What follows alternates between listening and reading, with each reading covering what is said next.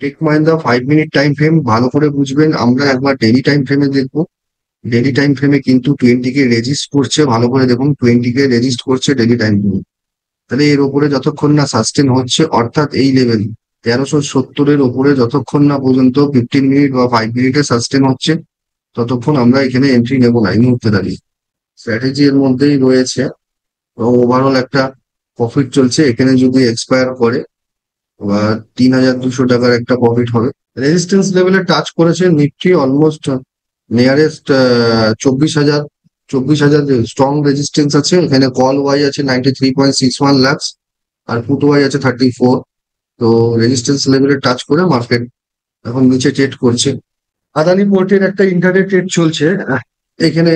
5 minute time ফ্রেমে যদি দেখি একবার 200 কে সাপোর্ট বানিয়েছে, এগেন ও ফল করছে। এবং আরএসআই যদি দেখি, আরএসআই 40 লেভেলকে ব্রেক করে দিয়েছে all। এবার আমি এখানে ইন্টারনেট ট্রেডটা নেওয়ার পরে জাস্ট 2 মিনিটস টাইম ফ্রেমে যাবো। 2 মিনিটস টাইম ফ্রেমে গিয়ে এখানে ইন্টারডে স্ক্যালপিং এ আমাদের এই যে লেভেলটা, মানে অর্থাৎ এই যে রেড ক্যান্ডেলটা আমরা দেখতে পাচ্ছি, এই রেড ক্যান্ডেলটার উপরে যদি কোনো বাই সেট আপ রেডি হয় বা এই লেভেলটার উপরে যদি কোনো গ্রিন ক্যান্ডেলের ক্লোজিং আসে, তো এক্সিট করে নেওয়া বেস্ট হবে। এন্ট্রি হয়েছে 1229 বা 1230। 5 টাকা স্টপ লস থাকছে ইন্টারনেটে। আর আমি টার্গেট নেবো হচ্ছে এখানে অলমোস্ট 1:3 বা 1:2 এর টার্গেট একটা রাখবো। এক্সিট লিমিট 50টা কোয়ান্টিটি আছে। দেখুন পার্সিয়ালি ভাবে আমি প্রফিট বুকে নিয়ে যাবো এটাকে। 1210 এই লেভেলে রাখছি, কেননা প্রথম ফার্স্ট ক্যান্ডেল একটা বিশাল বড় ক্যান্ডেল এখানে মুভ করেছে। তো 1200 যেহেতু 30-এ নেওয়া, 5 টাকার স্টপ লস আছে 15। 1215 টাকা আমি একটা টার্গেট দিয়ে রেখে দিচ্ছি। অলমোস্ট 500 রুপিসের প্রফিট চলছে।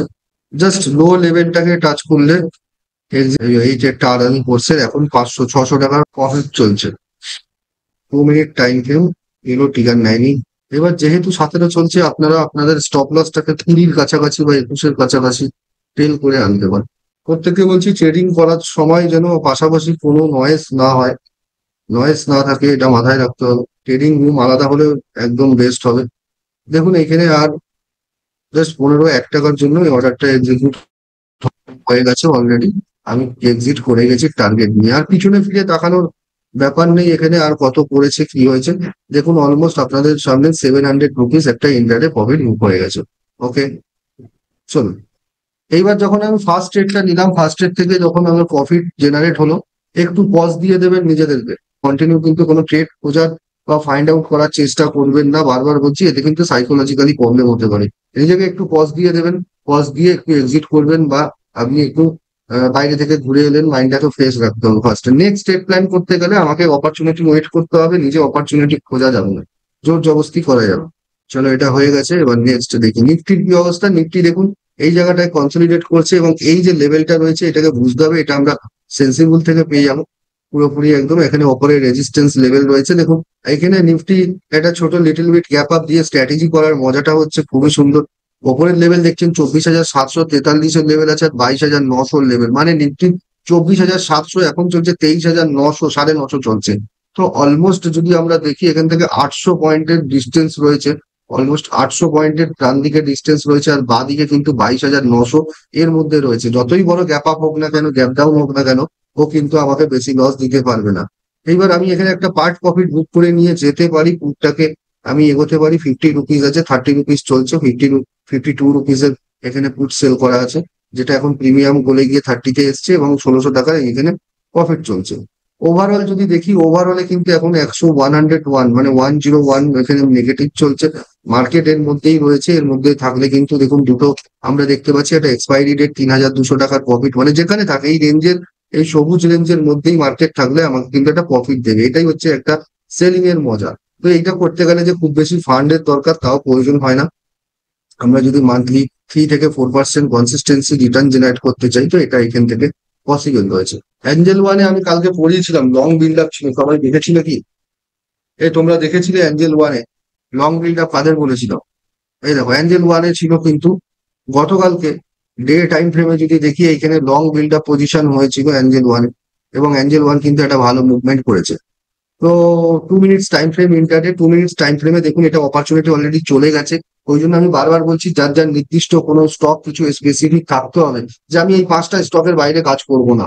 তো আমি ওটাকেই দেখবো। হয়তো 5টা স্টক তোমাদেরকে রোজ দেবে না, কিন্তু যেদিন যেদিন দেবে এক্সাক্ট মুভমেন্ট গুলোকে তোমরা কিন্তু পাবে। 2 মিনিটের টাইম ফ্রেমে যদি অ্যাঞ্জেল ওয়ানকে আমরা দেখি এই মুহূর্তে দাঁড়িয়ে, তাহলে এইখানে ফার্স্ট ক্যান্ডেল এটা বানিয়েছে এবং পজিটিভ জোন করেছে। পজিটিভ জোন একটু জাস্ট কারেকশন, এই যখনই হাইটাকে ব্রেক করেছে এখানে এন্ট্রি হবে। একদম দেখো পজিটিভলি একটা মুভমেন্ট। আচ্ছা, এইবার আমরা টার্গেটটাকে সেট করব কিভাবে? আমরা যদি এটাকে ডেলি টাইম ফ্রেমের কাছে চলে যাই, আমরা ডেলি টাইম ফ্রেমে একটা স্ট্রং রেজিস্ট্যান্স লেভেলটাকে দেখার চেষ্টা করবো। স্ট্রং রেজিস্ট্যান্স লেভেল কোথায় ফাইন্ড আউট করবো আমরা? এই লেভেলটা হচ্ছে আমাদের কাছে একটা স্ট্রং রেজিস্ট্যান্স লেভেল এইখানে। এবং ও মোটামুটি টার্গেট রয়েছে যে এখান থেকে যদি এবার ডেলি টাইম ফ্রেমে আমরা ট্রেডটাকে দেখি, যেহেতু ইন্টারডে বা এটাকে যেহেতু লটসে বড় 2485 টাকার স্টক, তো এখানে দেখো এখানে ওভারঅল যদি আমরা ডেলি টাইম ফ্রেমে দেখি ডাউন ট্রেন্ড আসছে এবং ডাউন ট্রেন্ড থেকে এটা আপ ট্রেন্ডে কনভার্ট হওয়া শুরু করেছে। তো কালকে আমরা হিট ম্যাপ থেকেও দেখেছিলাম, আমরা যদি এখানে দেখে দেখা যায়, যদি দেখি অ্যানালাইসিস থেকে, আমরা এই হিট ম্যাপে গেছিলাম, হিট ম্যাপ থেকে এখানে দেখেছিলাম টেবিল থেকে এই জায়গায়। তো এইখানে আমরা যদি দেখি লং বিল্ড আপ পজিশন কোথায় হয়েছে, লং বিল্ড আপ কার কার হয়েছিল আমরা গতকালকে দেখেছিলাম এখানে। এবং এখানে দেখছি এখন রানিং অবস্থায় লং বিল্ড আপ কোথায় হচ্ছে। তো দেখুন অ্যাক্সিস ব্যাংকে একটা লং বিল্ড আপের পজিশন আসছে, এইচডিএফসি ব্যাংক আসছে, ইনফোসিস আসছে, টেক মাহিন্দ্রা আসছে, বেদান্ত আসছে, ইয়েস ব্যাংক আসছে।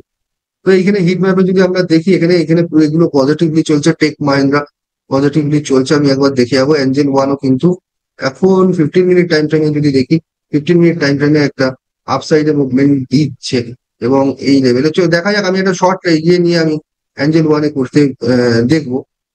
তো তার আগে আমি একবার দেখে নিচ্ছি টেক মাহিন্দ্রা। না, টেক মাহিন্দ্রা বলেছিলাম যে দেখুন এইখানে ডেলি টাইম ফ্রেমে আমি বারবার বলেছিলাম একটু আগে যে টেক মাহিন্দ্রা যদি এর ওপরে নাও যায়, অর্থাৎ ডেলি টাইম ফ্রেমে টেক মাহিন্দ্রা যদি 20-র ওপরে না সাপোর্ট মানে ব্রেক আউট করে এই জায়গাটায়, তাহলে কিন্তু এতে ট্রেড নেওয়া যাবে না এই মুহূর্তে দাঁড়িয়ে। তো টেক মাহিন্দ্রা পজিটিভ হচ্ছে এবং এই জায়গায় যদি আমরা দেখি টেক মাহিন্দ্রাকে, টেক মাহিন্দ্রা কিন্তু এইখান থেকে এবং ডেলি টাইম ফ্রেমে আমি যদি একটা সুইং ট্রেডিং এর ক্ষেত্রে বলি, সুইং ট্রেডিং এর ক্ষেত্রে কিন্তু টেক মাহিন্দ্রা একটা ভালো পজিশনের রয়েছে যেটা দেখা যাচ্ছে। এটা হচ্ছে কারেকশন নেওয়ার টেন্ডেন্সিতে রয়েছে এবং আরএসআই এখানে ডবল বটম করে সেই 40 লেভেলকে ব্রেক করে উপরে যাচ্ছে। তো টেক মাহিন্দ্রার ক্ষেত্রে এইখানে একটা শর্ট কভারিং আসছে। টেক মাহিন্দ্রার ক্ষেত্রে এইখান থেকে যে শর্ট সেল হয়েছিল এই লেভেল থেকে একদম ওভারঅল র্যালিটার একটা শর্ট কভারিং আসার সম্ভাবনা রয়েছে। তো এই জায়গায় দাঁড়িয়ে খুব একটা অ্যাগ্রেসিভলি টেক মাহিন্দ্রাতে ট্রেড না করলেও আমরা কিন্তু এখানে একটা স্ট্র্যাটেজি বেস করে টেক মাহিন্দ্রাকে যেতে পারি বা বুলফল স্প্রেডে যেতে পারি বা আমরা কভার্ট কলের দিকে কিন্তু যেতে পারি। অ্যাঞ্জেল ওয়ানে একটা মুভমেন্ট আসছে, দেখা যাক অ্যাঞ্জেল ওয়ানে কিন্তু এই জায়গায় ট্রেডটা দেখুন এবার একটা রিস্কি ট্রেড হয়ে যাবে। এই জায়গাটা অনেকটা প্রাইস মুভমেন্ট করেছে 2 মিনিটস টাইম ফ্রেমে। 5 মিনিটস টাইম ফ্রেমে যদি আমি দেখি 5 মিনিটস টাইম ফ্রেমে অনেকটা মুভমেন্ট করছে। এই জায়গায় দাঁড়িয়ে ট্রেডটাকে ইগনোর করবেন যদি কখনো অপরচুনিটি বেরিয়ে যায়। ওকে, এইখানে ওই পরিস্থিতিতে এই জায়গায় রয়েছে এবং ব্রেকআউট এসেছিল এইখান থেকে কিন্তু নেওয়ার অপরচুনিটি ছিল আমাদের কাছে।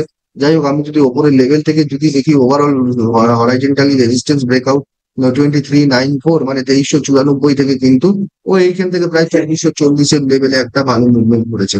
তো স্পেস কনসেপ্ট অনুযায়ী প্রাইস অনেকটাই ডিস্টেন্স পড়েছে।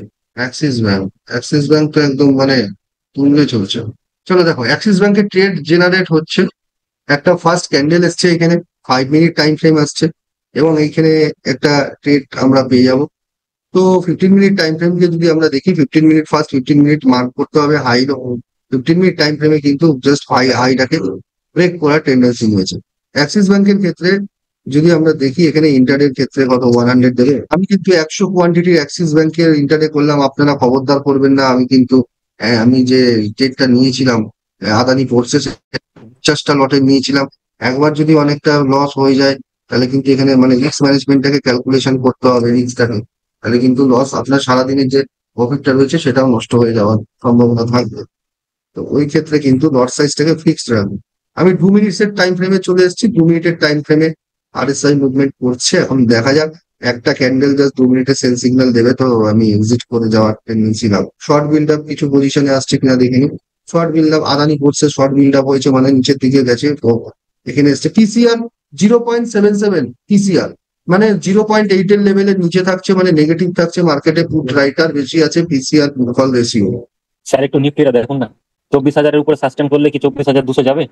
24,050 না, 70-এর উপরে যদি সাপোর্ট করে, হুম হুম 70 80 করতে হবে, 80 80 আচ্ছা, তাহলে 80 মোটামুটি 85-র উপরে এর ওপরে সাপোর্ট করলে তবে একটা এক্সপেকটেশন রাখা যায় যে ও একটা 200 কাছাকাছি যেতে পারে।